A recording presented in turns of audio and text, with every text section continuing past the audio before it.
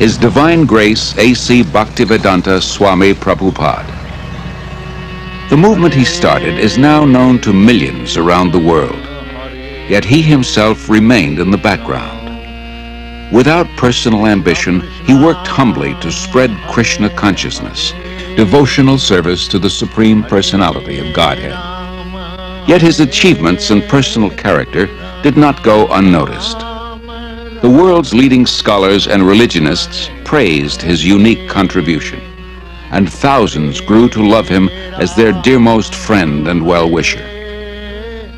In his memory, his disciples erected a stunning memorial in the hills of West Virginia, now visited by 500,000 people a year. In this and many other ways around the world, Srila Prabhupada is offered expressions of love by those whose lives he most deeply touched.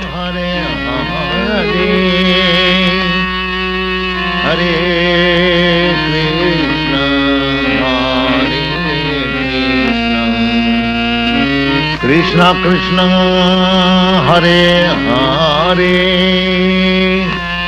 Hare Hare Rama Hare. Always remember Krishna, God, and never forget him. This was the goal of the rich spiritual culture that flourished in India for thousands of years.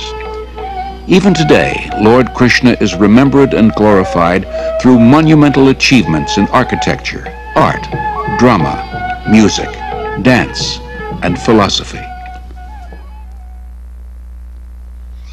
Calcutta, 1896, the capital of India, the crown jewel of the British Empire, an elegant city of wide avenues and spacious parks. It is here that Aboy Charanaravinda Bhaktivedanta Swami is born. A pure devotee of Krishna from birth, Aboy Charan is raised in a well-to-do mercantile family. From infancy, he goes with his father to the Radha Krishna temple, and at age 4, the child spontaneously begins worshipping similar deities in his home. When Aboy Charan hears of Ratha Yatra, a traditional festival in honor of Lord Krishna, it further inspires his natural devotion.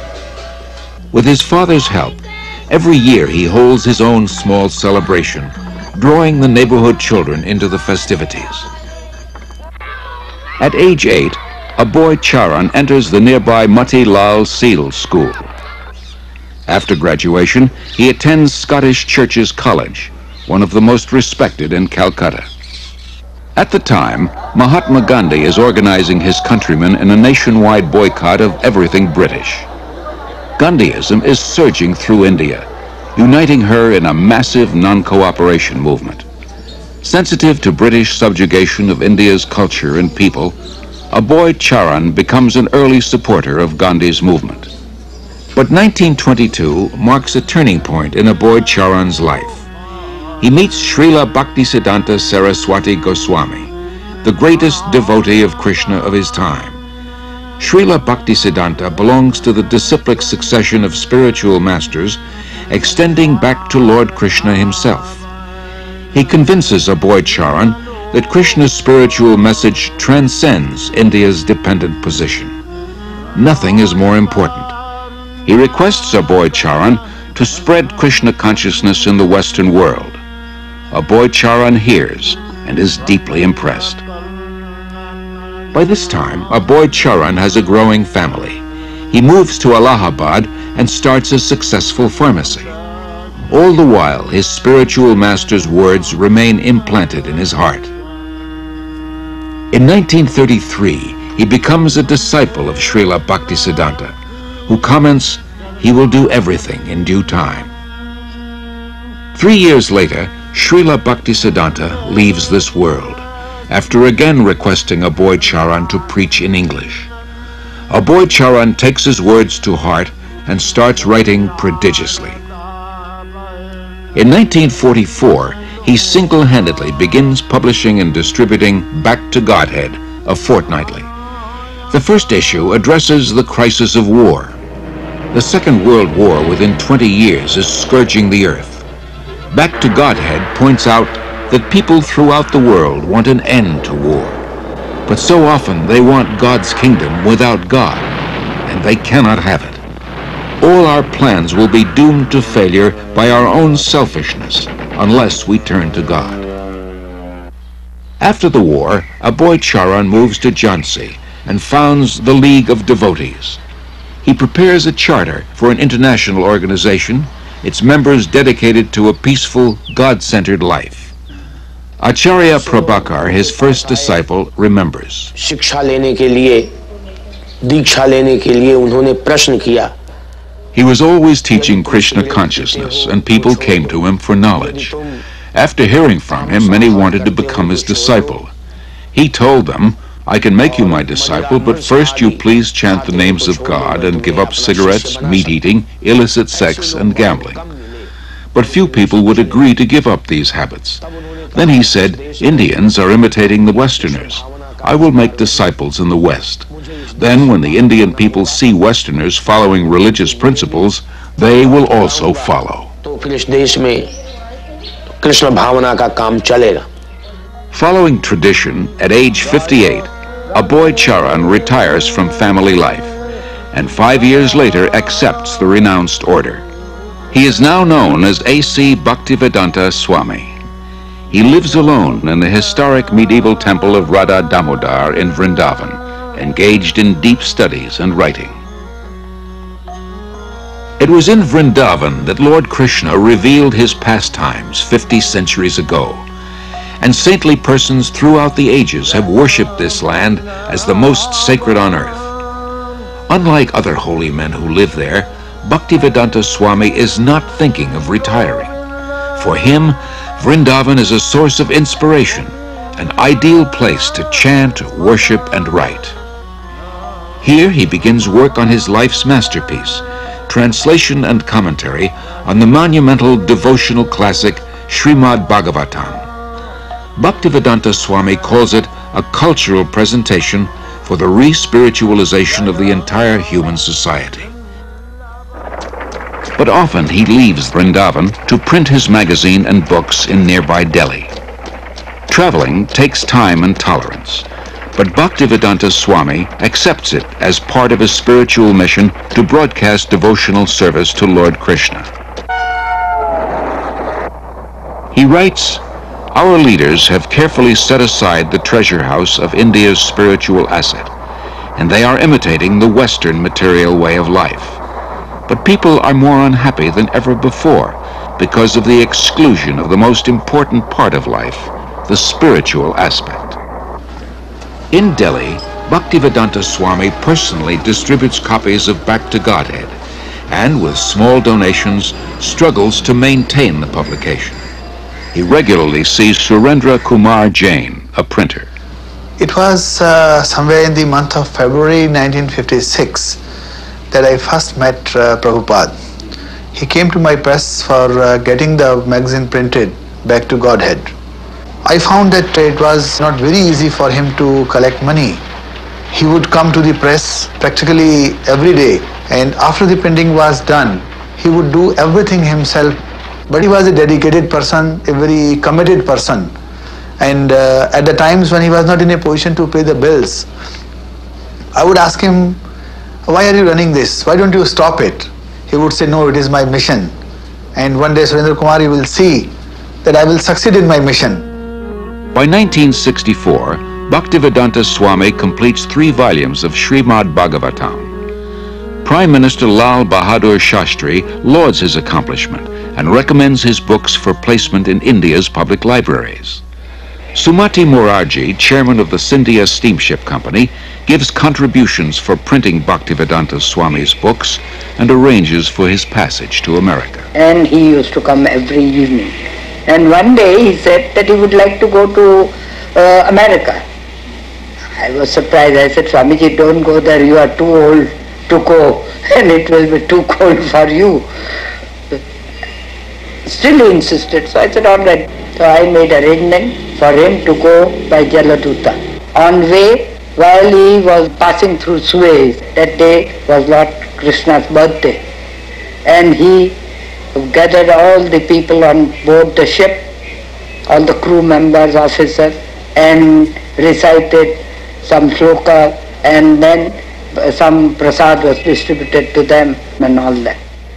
Bhaktivedanta Swami, a lone mendicant, 70 years old, traveling halfway across the world. His only resources, the message he carries and his unflinching faith. The voyage on the Jaladuta proves a great trial. Bhaktivedanta Swami endures seasickness and then suffers severe chest pains. In 2 days he has 2 heart attacks. If another comes, he thinks he will surely not survive. But gradually he recovers. He writes, "I feel today better, but I am feeling separation from Vrindavan. I have no qualification, but I have taken up the risk just to carry out the order of my spiritual master." September 17th, 1965, the Jaladuta arrives in Boston Harbor. On board, Bhaktivedanta Swami writes, "My dear Lord Krishna, you are so kind upon this useless soul, but I do not know why you have brought me here. Most of the population here is absorbed in material life. How will I make them understand your message? I can simply repeat your words, and if you like, you can make my power of speaking suitable for their understanding. I have no devotion, nor do I have any knowledge, but I have strong faith in the holy name of Krishna. I have been designated as Bhaktivedanta, devotion with knowledge, and now, if you like, you can fulfill the real purport of Bhaktivedanta. Signed, the most unfortunate, insignificant beggar, A.C. Bhaktivedanta Swami." Bhaktivedanta Swami first stays in Butler, Pennsylvania, in the home of a friend's son, Gopal Agarwal, and his wife Sally. The Swami was a friend of my husband's father, Mr. Agarwal, in Agra, India. And he asked me to sponsor the Swami, and that's what I did. And that's why he came to our house in the middle of the night one night. He stayed with us for a month in Butler. And I learned, over the time, I learned to love him as I would a father-in-law. He was a very sensitive and kindly type of person. He was indeed one of the most unusual men I've ever known in my life. The Swami came with so few possessions. He came with the clothes he had on his back. He had a typewriter and he had his books. And he had a bag of cereal. Imagine coming to a country on the other side of the world with so little, and yet he came with so much in himself. The Swami brought a pan with him in which he cooked his food, and in fact cooked our lunch too. Our little boy was only 6 months old when he came, and the Swami was there when Bridge first stood, and he laughed and laughed to see him stand up. When he laughed, he was just oceanic. He just seemed to take in the entire universe when he laughed, and he laughed a lot. I enjoyed my association for that 1 month with him about as much as I've enjoyed anything in my life. Although comfortable in Butler, Bhaktivedanta Swami thought the most important philosophy in the world, Krishna consciousness, should be spread in one of the most important cities in the world, New York. He moves to 100 West 72nd Street. 3 months later, his typewriter and tape recorder for translating are stolen. Bhaktivedanta Swami later said, "I came to America risking my life. I was physically unfit and at the fag end of my days. Sometimes I did not know where to live, nor was I used to the severe cold. Seemingly I was alone for 1 year, but I never felt alone. I always felt the presence of my spiritual master, so I did not lose my enthusiasm, despite all difficulties." Bhaktivedanta Swami arrived in America during a decade of discontent. There's widespread dissatisfaction with America's war in Vietnam and with what some consider her racist, exploitative dealings at home and abroad. Disillusioned by the establishment, the youth create a counterculture of their own. Around the time Bhaktivedanta Swami came, waves of Americans are breaking away from the status quo, searching for an alternative. For a short time, Bhaktivedanta Swami lives in the Bowery in a loft given by a friend. Mukunda Goswami, who was attending his classes at this time, tells of their first meeting. He wore very thick glasses and had a big Sanskrit book spread out before him. His voice was very deep and resonant. He spoke with great authority, and the Sanskrit shlokas he spoke were very beautiful, very melodious. He was obviously a very distinguished scholar, and I became very curious, almost astonished as to how someone of his stature, he looked very much like an aristocrat, could be living and residing in the Bowery, the Skid Row of New York. And afterwards I approached him to speak. I was standing and he was sitting on his small dais, so he was looking up at me, and he had the look of a very happy, innocent young child. And I could see that he actually had all the time in the world for me. He wasn't short of time. I asked questions, he would answer. Then after some time, he moved to a somewhat better neighborhood on 2nd Avenue. We helped him rent a small storefront there, and he had an apartment in the back. And within a few weeks' time, this little storefront on 2nd Avenue, on the Lower East Side of New York, which was then populated by thousands of young hippies, had been transformed into a beautiful Krishna temple. Allen Ginsberg, I remember, began to come at that time. When he moved down the Lower East Side, I thought that was a stroke of brilliant social judgment, because traditionally Swamis, yogis, Zen masters all moved uptown to the rich and were sponsored and funded by the rich, and you would find Krishnamurti living in elegant apartments on the Upper East Side with drawing rooms and French furniture, and here was Bhaktivedanta like in the depths of Calcutta, where the hippies were and where the acid heads were and the freaks and the amphetamine heads and the meth monsters. So it seemed like he was actually bringing some kind of ray of song and light to the right place, the lower depths where it was needed, and where, of course, the Lower Side was the intellectual center in certain respects, in art and in advanced spiritual vibrations, particularly in the 60s. So it seemed historically just move on his part.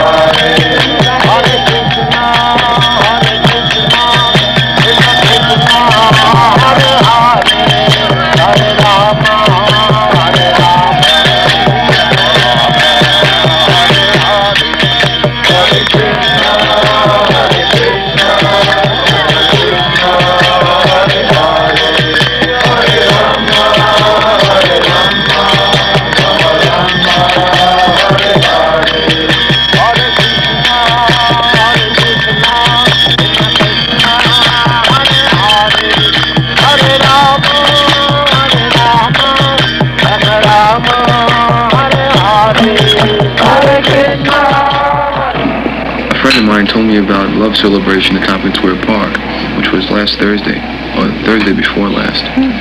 And I knew I had been seeking a guru for a while. So Krishna sent me there, and I was there. And after meeting some of the initiates, I knew that the Swami really had to be into something. I came here in America in September 1965. I was wandering in the street, and some of the boys saw me, and gradually they came to me. My mission is to preach the philosophy of Lord Chaitanya, chanting Hare Krishna, Krishna Krishna, Hare Hare, Hare Rama, Rama Rama, Hare Hare.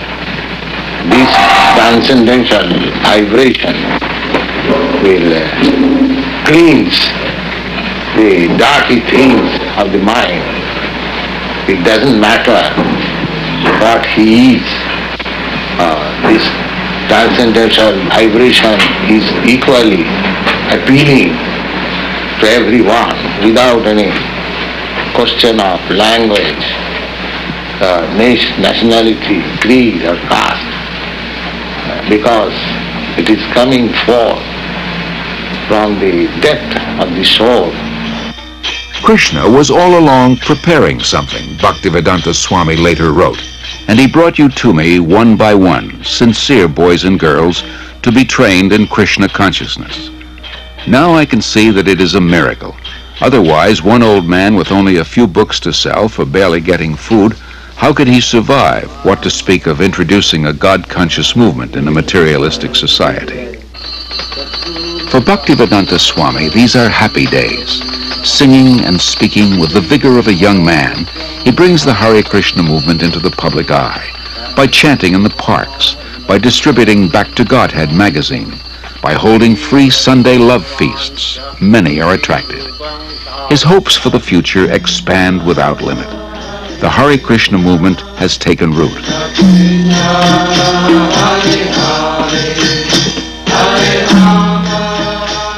Sometime in the spring of 1967, people handed me clippings from New York newspapers saying that there was a Swami in New York City. So I went to New York to look up this person and his movement. My first contact was with disciples apart from Bhaktivedanta Swami, and I was frankly somewhat disappointed by the disciples. They seemed to be not very informed about what they were doing. They were unclear about the whole thing, and yet they were terribly serious and terribly devoted to what they were about. And I couldn't put those two pieces together, you know, their confusion and uncertainty on the one hand and their commitment on the other, until I met Bhaktivedanta Swami. And as soon as I met him, which was after several visits to the temple, I realized that this was the person who really made the whole thing go. But the impressive thing about that was he was never himself in the center. He never said, you should do this because of me. He always said, you should do this, and I should do this because of Krishna. When he gave them instructions to do what they thought were impossible things, like he told one of the early disciples, go start a magazine. The guy had never had any contact with a magazine before in his life except to read one. And he said, how am I to do that? And Bhaktivedanta Swami said, Krishna will help you.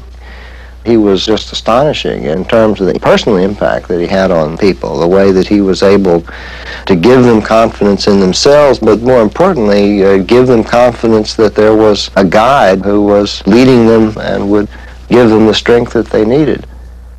Bhaktivedanta Swami does not belong to New York. He belongs to Krishna. So when a few of his followers invite him to San Francisco, he goes and introduces the freewheeling youth to Krishna, his ancient culture, his spiritual food, his eternal chant, the way to stay high forever. In the heart of the hippie movement, Haight-Ashbury, Golden Gate Park, and in the hearts of the hippies, the Hare Krishna mantra resounds with unimagined potency.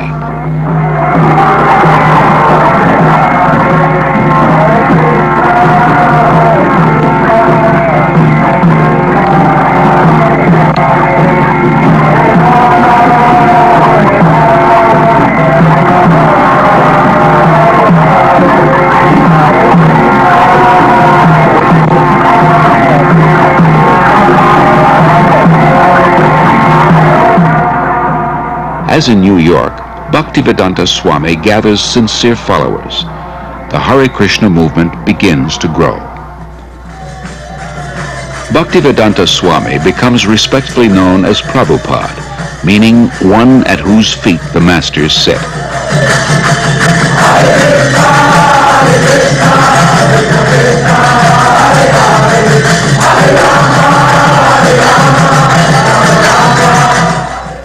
From Montreal, Prabhupada sends 6 disciples to open a temple in London. Yamuna Devi Dasi remembers. So we went to London that fall, and although we had no permanent place of residence and we were completely dependent on Krishna, somehow or another, by the enthusiasm that Srila Prabhupada had given us in Montreal, we were able to make contact with George Harrison, who was a member of the Beatles at the time. And he was such a pleasant person to be with. He so much appreciated the Hare Krishna mantra that he immediately said, let's make a 45 record. So we'd cut a record, and he was very pleased with it, did a little background music on it, and it was released, and Apple organized tours for us. We went to Germany and France and had television coverage. And in this way, the London Times wanted to do, the Sunday Times wanted to do a feature on us, and we were able to send the report back to Srila Prabhupada with the headlines, "Krishna Consciousness Startles London." As people come to him, convinced of the Krishna conscious philosophy, Srila Prabhupada accepts them for initiation, not on the basis of birth, as in the rigid Hindu caste system, but on the basis of qualification and sincerity. In the whole history of Indian spiritual life, no one has ever attempted something as bold and seemingly impossible, to transform Westerners into full-fledged devotees of Lord Krishna. But by his intense spiritual energy and compassion, Srila Prabhupada is successful beyond his own expectations. How old is the movement? Well, from historical point of view, it is about 5,000 years old. Why has it just begun to really catch on in the Western world? I mean, just recently, in recent years, has it begun to sweep the Western world? Why is this? The Western world, the younger generation were being frustrated with the hippie movement. So, when they saw something tangible, they accepted it. What things would, if everyone in the United States believed in Krishna to the extent that you do, what would happen to this country? How would it be transformed? They'll be very happy and peaceful. There will be no more hippies. What would you describe as a hippie? Someone who smokes. You know better than me. Something extraordinary. The thing that really inspired me the most about Srila Prabhupada was his complete dedication to his devotees. The thing that Prabhupada liked the best was to be with his disciples. It wasn't that he took on large amounts of disciples and then sat back and then just pushed them to do this and that and the other for himself. He did more for us than we ever did for him. And traveling with him personally, I got to see what a tremendous sacrifice he made for us. That even when he was ill, he would still preach. He would still be concerned. He would still be asking after how things were going in the society that he created, how were individual disciples doing. He always had time also to look to our personal needs. He was very concerned. Prabhupada wasn't aloof. All he really wanted was us to reciprocate the love that he gave to us. And if we reciprocated, he would give us more. So my personal experience with Srila Prabhupada was that I found in him a person that I could actually genuinely, fully give myself to. In Srila Prabhupada's eyes, Krishna consciousness is not an armchair philosophy or a part-time religion. It is a way of life, a transcendental culture that can end man's political, economic, and social problems. To realize his vision, Srila Prabhupada circles the globe 14 times in 12 years, inspiring his followers and discussing Krishna consciousness with all interested persons. His door is open to everyone. Actually, nothing is private property. Everything belongs to God. Rather, we have stolen God's property and claiming my property.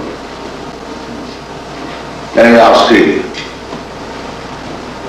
the Englishman came here, but is that the property of the Englishman? It was there. America, it was there. And when everything will be finished, it will be there. In the middle we come and claim, it is my property and fight. To revive the Krishna conscious tradition in its full richness, Prabhupada envisions God-centered, self-sufficient farm communities based on the principle of plain living and high thinking. The first such community begins on 133 acres in the hills of West Virginia. Prabhupada calls it New Vrindavan, after Krishna's place of pastimes in India. In 1972, Srila Prabhupada begins a Krishna-conscious primary school system in Dallas, Texas. Srila Prabhupada very practically introduced a primary school system to teach children self-realization along with regular studies. This means that the Gurukul system is unique in that the educators are themselves free of vices. We could hardly find an institution where the faculty members are free of loose sexual relationships, intoxication, smoking, although they may have good credentials academically. That would be rare to find. But in Krishna consciousness, the teacher must also be on a platform of pure devotional service, because the children are very impressionable and they'll learn whatever their educators are actually doing, not just what they're saying. So these were some of the principles that Srila Prabhupada introduced in Gurukula. Srila Prabhupada gradually trains his disciples in the time-honored tradition of deity worship to help them advance spiritually. He explains, "I have introduced this system of deity worship among the non-believers, the atheists. Krishna cannot be understood with our present senses, but by his kindness he agrees to personally appear as the deity to accept our service. When we are attracted to the beautiful form of the deity, we will forget our attraction for material things. And as we serve the deity, we will develop pure love of God. Then our lives will be successful."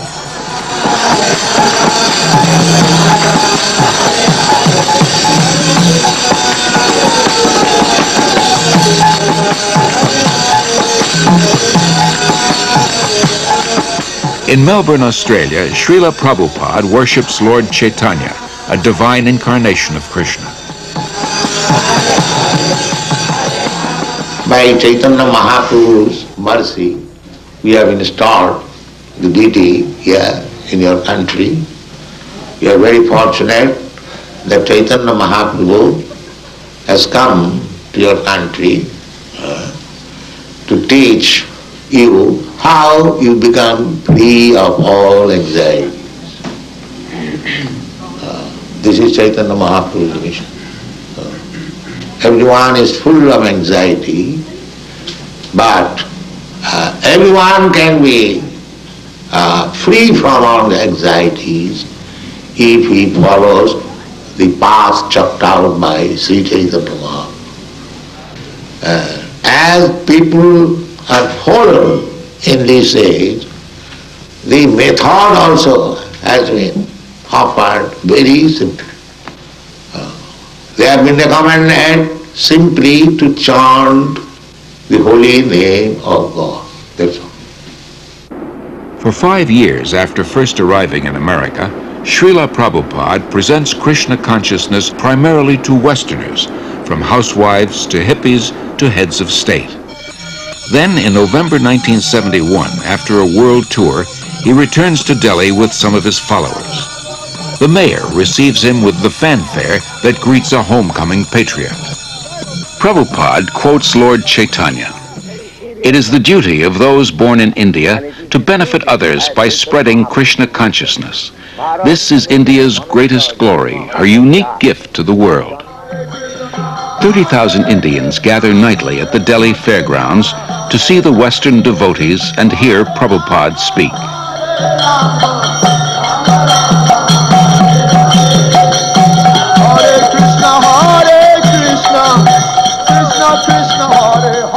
To bring about this change in India, that the revival of Krishna consciousness, Prabhupada's plan was to bring his dancing white elephants. He told us that when I bring my Western disciples to India, they will all come to see my dancing white elephants, he said.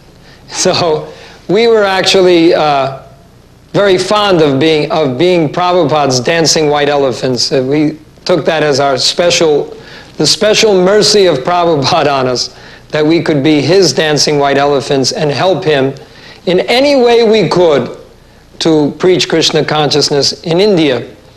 Prabhupada was told by an astrologer in Navadip in West Bengal that when he saw Prabhupada's face, a photo of Prabhupada, he said, this man, he has the ability to make a house in which the whole world can live peacefully. To make a house in which the whole world can live very peacefully.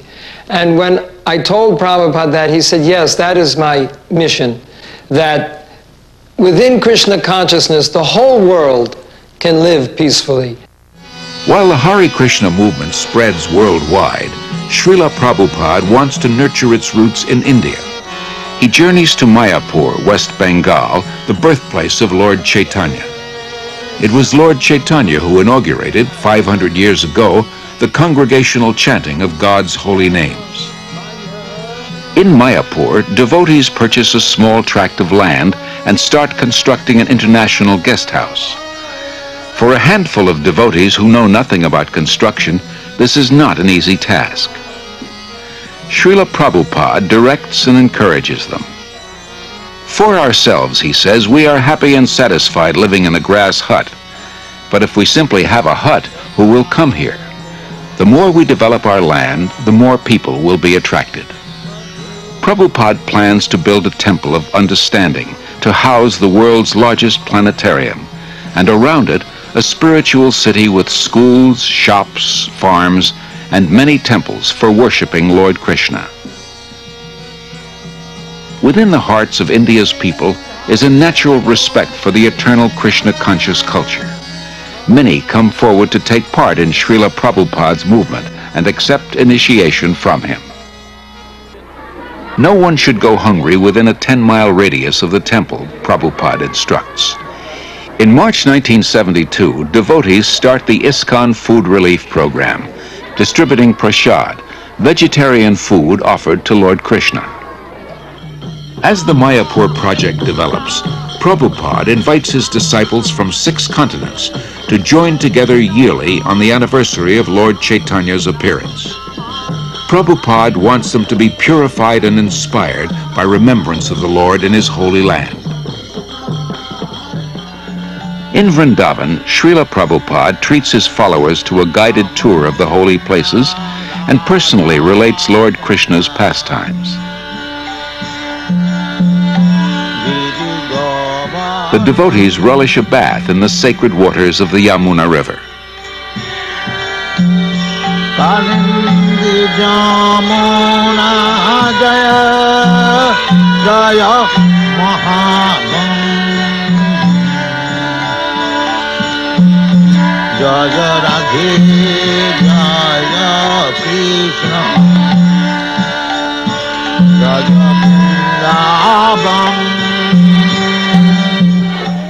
Prabhupada acquires land in Bombay, India's most cosmopolitan city. Although he has only a hut for a temple, Prabhupada envisions an international cultural center. His ambition is to give as many people as possible access to the nectar of transcendental life, whether through philosophy, service, or spiritual food, so that everyone can become happy, hopeful, and peaceful. Dr. N.D. Desai, a leading Bombay industrialist, recalls. From 1971 through 1977, I must have met Prabhupada many, many times. And each time I met Prabhupada, I would try to find fault with him. And even I would try to make him angry, or I once even tried to find out whether he was greedy. I just couldn't find any fault with him. In fact, you know, in matter of business life or daily life, we do try to see the weakness of the other person, and sometimes we try to, as a businessman, try to take advantage. But here was a person who just wouldn't become agitated. There was absolutely no lust in him. There was no greed in him. There was, I couldn't see a spot of jealousy in him. And then I realized, after 6 years of that he was a very empowered, divine person. Gradually, Srila Prabhupada says, I am seeing all my dreams being fulfilled. In Bombay, a spacious marble temple, a theater, a restaurant, a library, and a twin-towered 7-story hotel. In Mayapur, the planned spiritual city develops. Hare Krishna, Hare Krishna, Krishna Krishna. In Vrindavan, the popular Krishna Balaram Temple, an international guest house, and a secondary school. Prabhupada sees his society grow into a worldwide confederation with more than 100 temples, restaurants, institutes, schools, and farm communities. 500 years ago, Lord Chaitanya predicted that one day the holy name of Krishna would be heard in every town and village of the world. By the mid-70s, Hare Krishna becomes a household word. When I first met the first Hare Krishnas, I can remember how surprised I was, and really I wondered what this meant. The costumes and the chanting and the shaved heads appeared a little strange, a little bizarre to me. But the more I came to know the movement, I came to find that there was a striking similarity in the essence of what they were teaching and saying, and in my understanding of the original core of Christianity. That is, living simply, not trying to accumulate worldly goods or profit, living with compassion toward all creatures, sharing, loving, and living joyfully. I am impressed with how much the teaching of one man in the spiritual tradition that he brought has impacted itself into the lives of so many people. So in my own view, his contribution is a very important one and will be a lasting one. As a child, Srila Prabhupada celebrated Rath Yatra near his home in Calcutta with his playmates. Years later, he is still celebrating the Rath Yatra festival, but now on the main streets of 20 large cities around the world, and with hundreds of thousands of disciples and guests.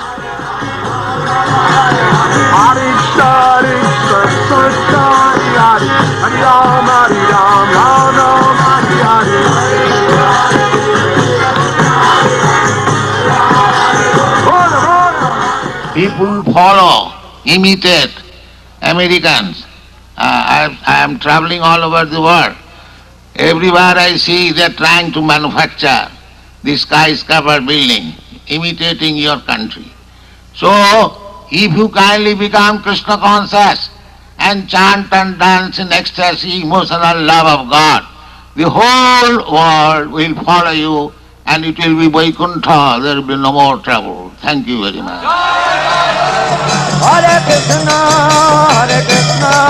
Krishna Krishna, Hare Hare, Hare Rama, Rama Rama, Hare Hare, Hare Krishna, Krishna Krishna, Hare Hare, Hare Rama,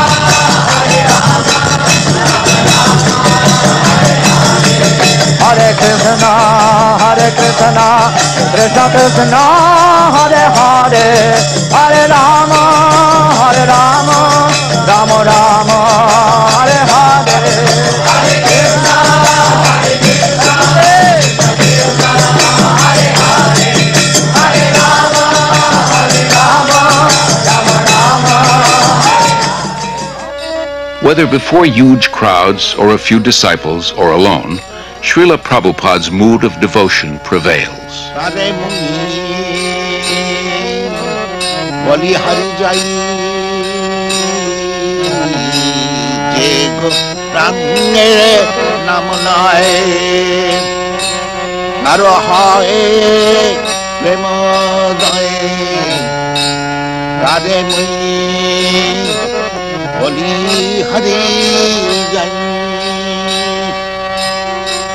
Gauranga gulate jhure Nitya tare sure Gauranga gulate jhure Nitya tare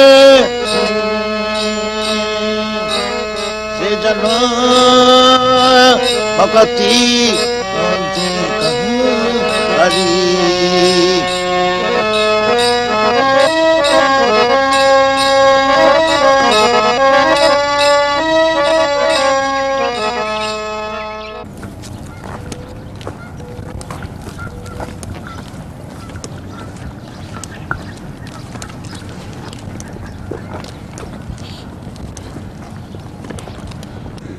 But these drug-addicted boys, how they have become Krishna conscious?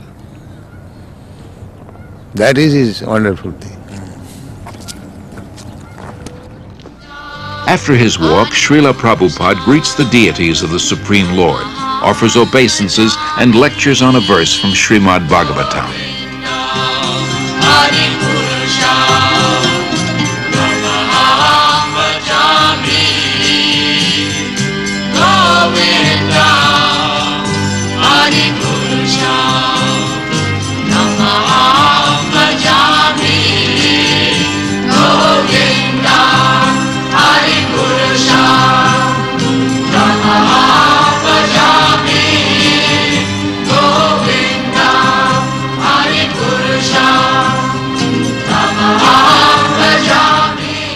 So you may have $2 million, I may have $10, you may have $100.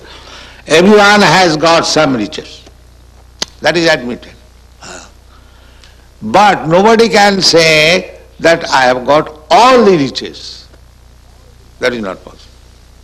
If somebody can say that I have got all the riches, he is God. That is spoken by Krishna. Nobody has said in the history of the world. Krishna said, Bhoktaram Jaggadhamatham Sarvaloka Maheswaram. I am the enjoyer of everything. And I am the proprietor of all the universe. Who can say that? That is God. In the afternoons, Prabhupada meets with guests, here in Los Angeles with scholars of religion. Your pride, your property, your family, your bank balance, your skyscraper building, all taken out. Yes, finished. Got out. This is God. Now understand God. To believe or not believe, God will come one day. He will take your everything and get out. That is stated in the Bhagavad Gita. But those who are not believer in God, to them I come as death and take away everything. Finished. That one has to believe. Yes, as sure as death. Then God is sure. So unless one is madman, he cannot say there is no God. Anyone who denies the existence of God, he is a madman. Prabhupada, wouldn't it be better to say he's blind, he's stupid? Yes, the same thing. The mad is the sum total of all stupidity. Festival takes place. In up to date, all the Bengali devotees who visit the Jagannath temple, first of all, take their bath in this lake, or sometimes they wash their hands and feet before entering the temple. His most significant contribution is his books. Srila Prabhupada sees 60 million distributed in 28 languages. Professors from dozens of major universities use them as standard texts and write appreciative reviews. He also did a very important work in introducing to the Western world for the first time the devotional philosophy of Sri Krishna Chaitanya. Not only did he introduce these texts, but he introduced them in a way that was quite different from the other translations that had been made. I had read so many different translations, for example, of the Bhagavad Gita, which had all been interpreted from the impersonalist type of philosophy of the Advaita school. And here, you might say, for the first time was a truly devotional translation, a spiritual translation of the text, which I felt really came much closer to the true meaning and the purpose of the Bhagavad Gita. Established in 1972, the Bhaktivedanta Book Trust exclusively publishes Srila Prabhupada's works. It becomes the world's largest distributor of books in the field of Indian religion and philosophy.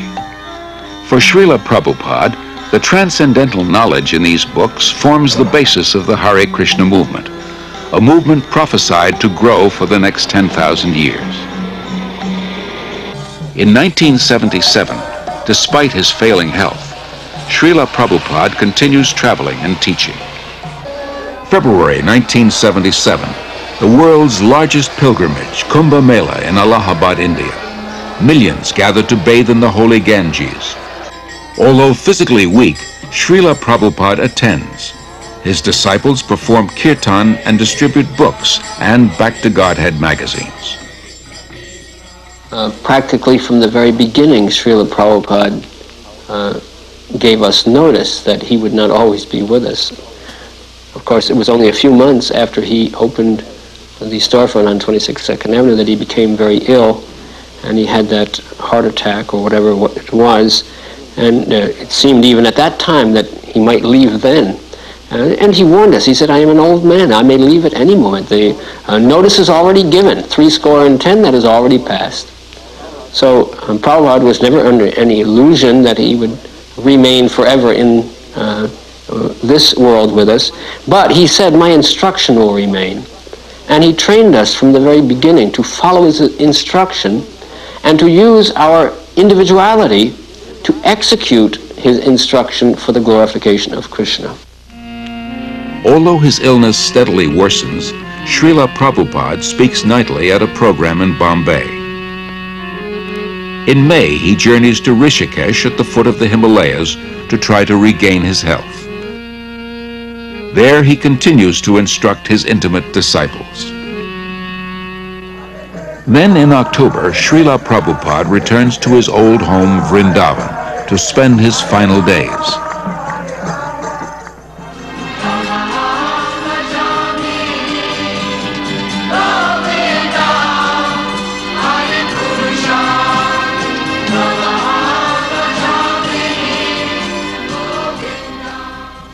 Even though he is physically incapacitated, Srila Prabhupada's intellect remains clear.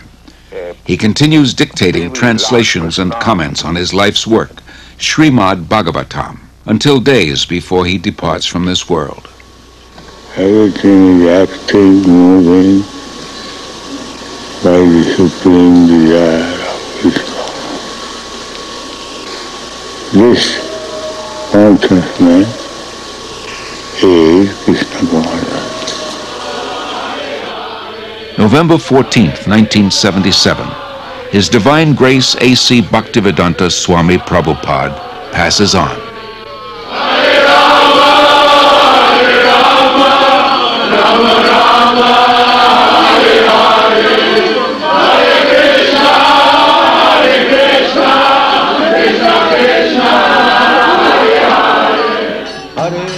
That divine personality who spoke on different subjects with thousands of meanings, who imparted knowledge in thousands of ways, and who inspired thousands of devotees, has now returned to his Lord, Sri Krishna.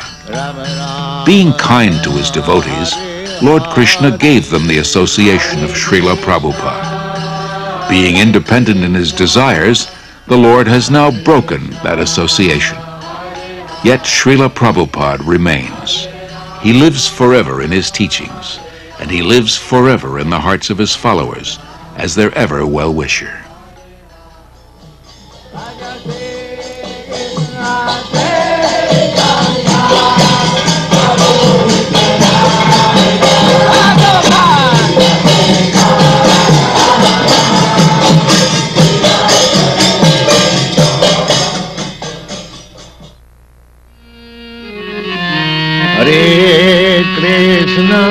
Hare Krishna, Krishna Krishna, Hare Hare, Hare Krishna, Hare Krishna, Krishna Krishna, Hare Hare, Hare Rama, Hare